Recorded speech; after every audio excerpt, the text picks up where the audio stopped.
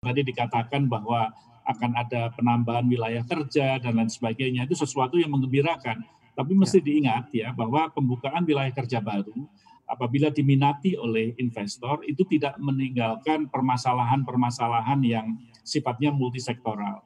Jadi Hmm. ada pengaruhnya dari kebijakan yang ada di kantor Kementerian Lingkungan Hidup misalkan, kalau itu berada di wilayah hutan, ya, dan juga mungkin di kementerian-kementerian lain. Nah ini yang dalam hal ini sekarang kita mengevaluasi RUEN kita karena rancangan umum energi nasional kita itu kita bikin di tahun 2017 itu ada perpresnya. Nah sekarang banyak sekali asumsi makro yang dibuat di dalam merencanakan rancangan umum energi nasional itu yang sudah meleset ya. Target pertumbuhan sudah tidak lagi sekitar 7 hingga 8%, karena pada waktu itu dibikin pada skema seperti itu. Sekarang jauh di bawah. Nah, maka ya, tentunya mempengaruhi daripada demand. Nah, maka kita melihat bagaimana agresivitas pemerintah dalam hal ini kementerian sektor, Kementerian SDM patut diapresiasi karena kita mengetahui secara pasti bahwa banyak sekali asumsi kita yang meleset termasuk dengan adanya pandemi di tahun 2020 kemarin ya, itu demand-nya drop sekali. Harga minyak bahkan pernah minus ya kalau kita melihat strategi atau senario yang pernah muncul gitu. Nah, itu kita juga menginginkan supaya nanti kita bisa mengantisipasi terhadap perubahan-perubahan daripada asumsi-asumsi yang diperkirakan sebelumnya yang tidak pas ya. Seperti harga minyak dunia. Ya, kita berharap bahwa di tahun 2021 ada perbaikan yaitu sekitar 45 hingga 52 US dollar per barel. Itu range-nya kira-kira seperti itu berdasarkan daripada analisa beberapa pihak. Sementara di tahun 2020 itu kalau kita bikin average-nya sekitar 43, berarti kan ada pergerakan positif.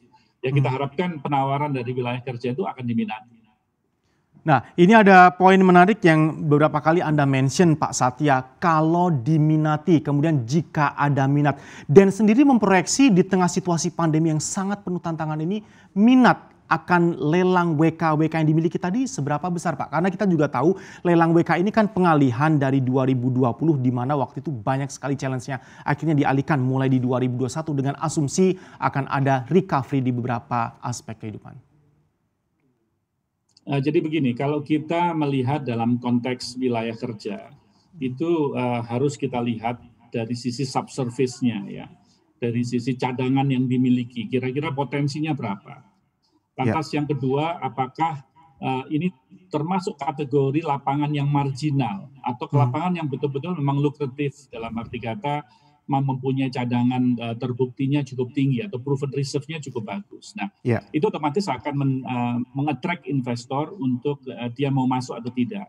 Lantas yang kedua, ini menjadi tugas daripada Kementerian SDM tentunya dan juga kementerian yang lain apabila ternyata daerah tersebut marginal, ya daerah yang tidak terlalu dilihat gitu misalkan apabila kita menggunakan referensi 20 tahun yang lalu misalkan. Nah, tentunya mereka akan mengatakan atau pemerintah pada posisi untuk memberikan insentif-insentif ya. Misalkan perubahan daripada split-nya pada wilayah tertentu ya sehingga ada minat gitu. Keekonomian selalu dihitung. Jadi investor masuk dengan pertimbangan keekonomian. Berapa sih investment rate of return-nya? Jadi kalau misalkan IRR-nya masih masuk di dalam range mereka, ya tentunya itu menjadi hal yang diminati. Ini menjadi tugas besar daripada pemerintah dalam hal ini Kementerian SDM agar target-target capaian yang diinginkan di dalam rancangan umum energi nasional itu bisa diwujudi ya dengan adanya mencegah adanya penurunan daripada produksi.